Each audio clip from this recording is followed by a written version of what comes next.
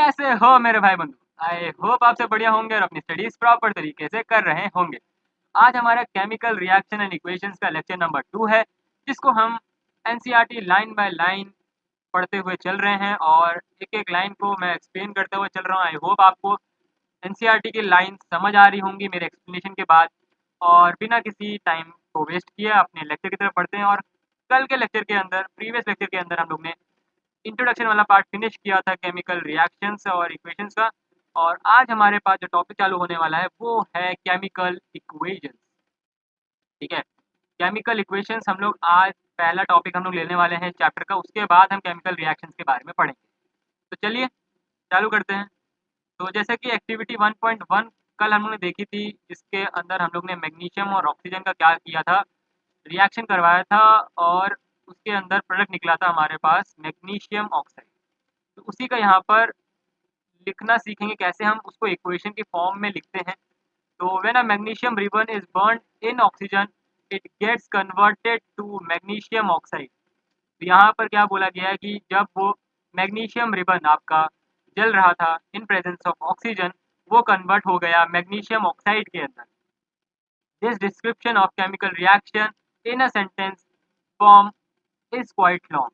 अब जो हम लोग इसको इस तरीके से बोल रहे हैं कि magnesium ribbon is burn in oxygen it gets converted to magnesium dioxide या फिर मैग्नीशियम ऑक्साइड। तो ये थोड़ा सा लंबा लग रहा है सेंटेंस सुनने में, और ये केमिकल रिएक्शन हमें सुनने में उतना अच्छा नहीं लग रहा है। तो इसको अगर हम शॉर्ट फॉर्म में लिख सकें, ठीक है, तो शॉर्ट फॉर्म में लिख सके तो उसी को हम बोलते हैं इक्वेशंस। कि जब भी आपके वर्ड वाले केमिकल रिएक्शंस लिखे हुए होते हैं इन वर्ड्स इन सेंटेंसेस लंबे लंबे, तो उसको हम शॉर्ट फॉर्म में कैसे लिखें। ठीक है, और simplest way to do this is to write it in the form of word equation. तो हम लोग पहले वर्ड इक्वेशन के अंदर इसको लिखना सीखेंगे, फिर इनके सिंबल्स के मदद से हम इसको लिखना सीखेंगे। ठीक है, तो पहले वर्ड इक्वेशन में कैसे लिखेंगे। तो मैग्नीशियम लिखा, मैग्नीशियम के साथ उन्होंने किसका रिएक्शन कराया, तो ऑक्सीजन का रिएक्शन कराया था। तो ऑक्सीजन को क्या कर लिया, ऐड कर लिया, और यहाँ पर हमारे पास क्या आ गया, मैग्नीशियम ऑक्साइड आ गया। तो ये हमारा क्या हो गया, वर्ड इक्वेशन हो गया। कि वर्ड के फॉर्म में हम इसको ऐसे लिख सकते हैं इन अ सिंपलेस्ट वे। तो आप देखोगे कि राइट हैंड साइड आपका क्या लिखा हुआ है, मैग्नीशियम ऑक्साइड, उसके नीचे क्या लिखा हुआ, प्रोडक्ट। तो प्रोडक्ट का मतलब जब हम लोग दो चीज़ का रिएक्शन कराने के बाद जो हमें चीज़ मिल रही है, ठीक है, जो हमें ऑब्टेन हो रहा है, वो हम क्या बोलेंगे, उसको प्रोडक्ट बोलेंगे। और जो दो एलिमेंट या फिर जो दो कंपाउंड आपस में रिएक्ट हो रहे हैं, उसे हम क्या बोलेंगे, रिएक्टेंट बोलेंगे। तो reactant is basically a product which are reacting in the environment. ठीक है, इन्वायरमेंट के अंदर जो चीज़ रिएक्ट कर रही है आपस में, वो रिएक्टेंट हो जाएंगे। और रिएक्शन कंप्लीट होने के बाद वो रिएक्टेंट कंप्लीट हो जाएगा किसके अंदर, प्रोडक्ट के अंदर। चलिए, the substances that undergo chemical changes in the reaction magnesium and oxide are the reactant. वही बताया अभी, जो केमिकल चेंज जिसके अंदर हो रहा है, जो सब्सटेंस के अंदर हो रहा है रिएक्शन के अंदर, वो हमारे मैग्नीशियम और ऑक्सीजन है, जिसको हम लोग रिएक्टेंट बोल रहे हैं। The new substance is form magnesium oxide during the reaction as a product. तो जो हमारा आफ्टर द रिएक्टेंट रिएक्ट करने के बाद मैग्नीशियम ऑक्साइड बना रहे हैं, तो उसको हम लोग क्या बोल रहे हैं, प्रोडक्ट बोल रहे हैं। A word equation shows change of reactants to product through an arrow placed between them. अब हम लोग जो रिएक्टेंट का कन्वर्जन प्रोडक्ट में दिखा रहे हैं, उसको हम लोग एक एरो के मदद से दिखाते हैं। ठीक है, कि वो क्या हो जा रहा है कि आपका पूरा रिएक्टेंट कंप्लीट मिलकर, दोनों रिएक्टेंट मिलकर क्या बना दे रहे हैं, प्रोडक्ट बना रहे हैं। तो बना दे रहे हैं, तो उसको हम लोग कैसे दिखाएंगे, कंप्लीशन को दिखाएंगे हम एरो से। ठीक है, कि प्रोडक्ट कंप्लीशन की तरह, सॉरी, रिएक्टेंट जो है वो कंप्लीशन की तरफ बढ़ रहा है और प्रोडक्ट में कन्वर्ट हो रहा है। The reactant are written on the left hand side. तो ध्यान रखिएगा, जब भी आप कोई भी वर्ड इक्वेशन या फिर केमिकल इक्वेशन लिख रहे हैं, तो इतने बात का ध्यान रखना है कि जब भी आप रिएक्टेंट को लिखें तो उसको लेफ्ट हैंड साइड में लिखें विद अ प्लस साइन। अगर आप दो से ज़्यादा रिएक्टेंट को आपस में रिएक्ट करा रहे हैं, तो विद अ प्लस साइन उसको हम लोग क्या करते जाएंगे, लगाते जाएंगे उन रिएक्टेंट्स के बीच में, और उसको हम लोग लेफ्ट हैंड साइड ही लिखेंगे। और similarly products are written on the right side with a plus sign. अब यहाँ पर हम लोग क्या बोला जा रहा है कि प्रोडक्ट को राइट हैंड साइड में लिखा जाता है विद अ प्लस साइन अगर एक से ज़्यादा प्रोडक्ट फॉर्म हो रहे हैं इन अ पर्टिकुलर रिएक्शन। तो वहाँ पर हम क्या कर सकते हैं, प्लस का साइन का यूज़ कर सकते हैं। ठीक है, और क्या कर सकते हैं, the arrow head points towards the product and shows the direction of the reaction. अब यहाँ पर एरो का मतलब क्या है? अगर एरो आपका क्या होगा, इस तरफ होगा, ठीक है। एरो हमेशा ध्यान रखिएगा प्रोडक्ट की तरफ ही रहेगा। जिस तरफ आपका प्रोडक्ट बन रहा होगा उसी तरफ आपको एरो को हेड करना है, ठीक है। और एरो का दूसरा काम क्या होता है, डायरेक्शन ऑफ रिएक्शन दिखाना, कि किस डायरेक्शन में रिएक्शन क्या कर रही है, मूव ऑन कर रही है, ठीक है। डायरेक्शन ऑफ रिएक्शन को भी शोकेस करता है आपका क्या, ये एरो, ठीक है। डायरेक्शन अगर इस तरफ है तो इसको हम लोग बोलेंगे फॉरवर्ड रिएक्शन, ठीक है। फॉरवर्ड रिएक्शन हो जाएगा कि आपका फॉरवर्ड की तरफ क्या हो रहा है, प्रोडक्ट बन रहा है। अगर रिएक्शन इस तरफ होगा, ठीक है, उल्टी तरफ, लेफ्ट हैंड साइड आपका रिएक्शन मूव ऑन कर रहा है, तो इसको हम बोलेंगे बैकवर्ड रिएक्शन, ठीक है। तो नेचर में बहुत सारे ऐसे रिएक्शन होते हैं जो इरिवर्सिबल होते हैं और रिवर्सिबल होते हैं, ठीक है। उसके बारे में हम थोड़ा सा भी डिस्कस करते हैं क्या क्या होता है, ठीक है। तो ध्यान रखिएगा, अगर सिंगल हेडेड क्या है, एरो है, तो मतलब किसी एक पर्टिकुलर डायरेक्शन के अंदर आपका क्या कर रहा है, आपका इक्वेशन या फिर रिएक्शन क्या कर रहा है, मूव ऑन कर रहा है। अगर डबल हेडेड क्या है आपका, वो एरो है, इस टाइप का कुछ आपको अगर एरो दिख रहा है दोनों साइड का, इसका मतलब आपका जो रिएक्शन है दोनों तरफ जा सकता है। मतलब ये जो आपका रिएक्शन है वो हो सकता है रिवर्सिबल, मतलब रिवर्स होकर वापस आ सकता है। जैसे कि हम लोग ने पिछले लेक्चर्स के अंदर, सॉरी, पिछले क्लासेस 8 क्लास के अंदर हम लोग ने रिवर्सिबल इरिवर्सिबल के बारे में पढ़ा था। ऐसी चीज़ जो कि वापस बन जाए, अपने आप को फॉर्म कर ले, और ऐसी चीज़ जो अपने आप को फॉर्म ना कर पाए।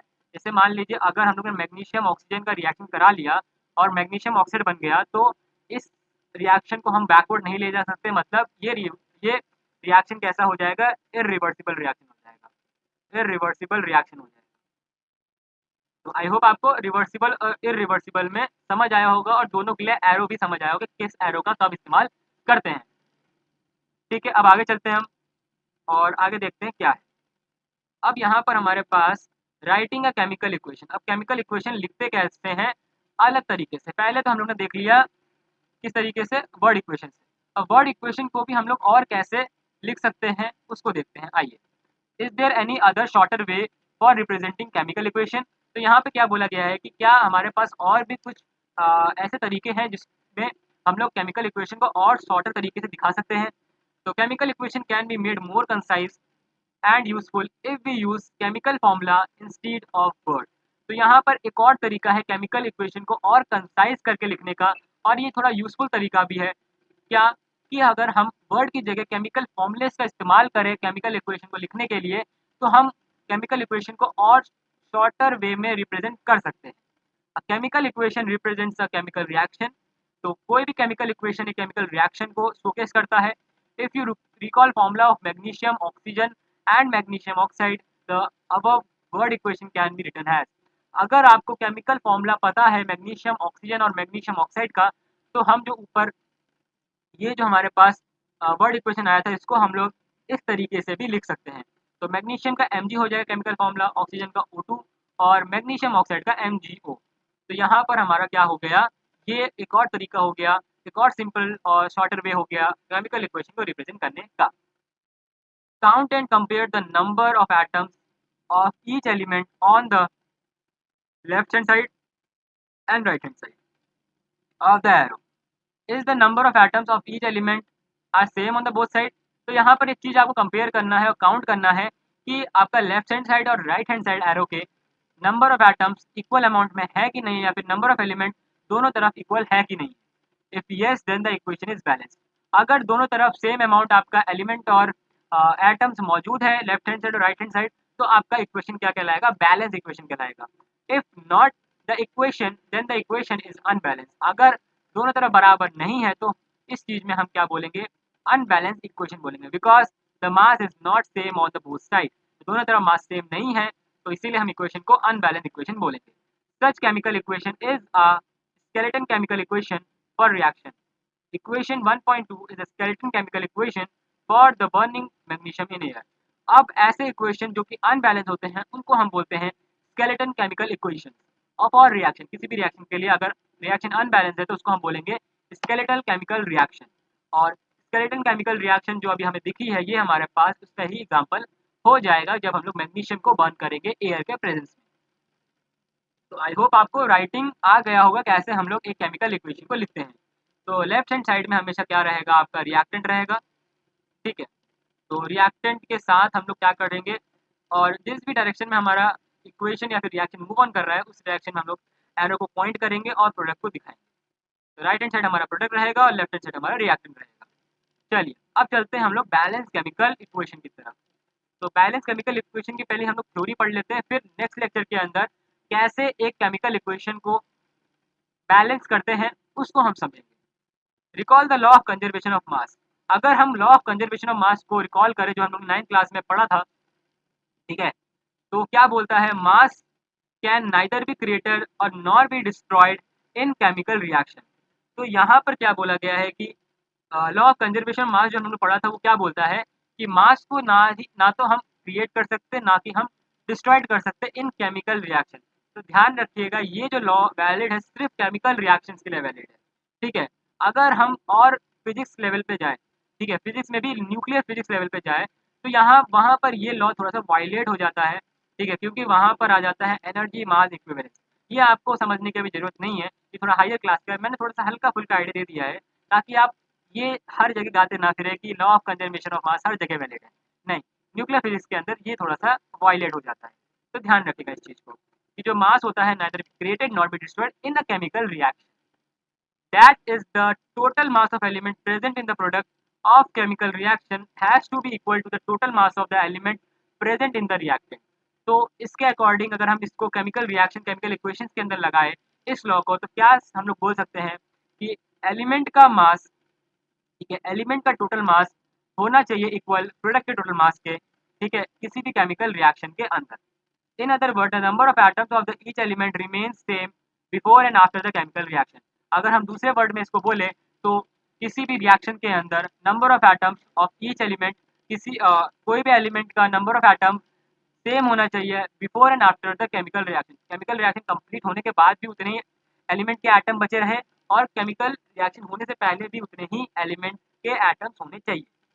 Hence we need to balance the skeleton chemical equation. तो इसीलिए हमें स्केलेटन केमिकल इक्वेशंस को बैलेंस करना आना चाहिए। तो that's it for today's lecture. अगले लेक्चर के अंदर हम केमिकल इक्वेशन को बैलेंस करना सीखेंगे। इसकी थ्योरी हम लोग ने पढ़ ली है कि क्यों हमें केमिकल इक्वेशन को बैलेंस करना जरूरी है। तो चलते हैं और मिलते हैं आपको नेक्स्ट लेक्चर में। तब तक के लिए बाय, और चैनल को सब्सक्राइब कर दीजिएगा, वीडियो को लाइक कर दीजिएगा और शेयर कर दीजिएगा। तो बाय।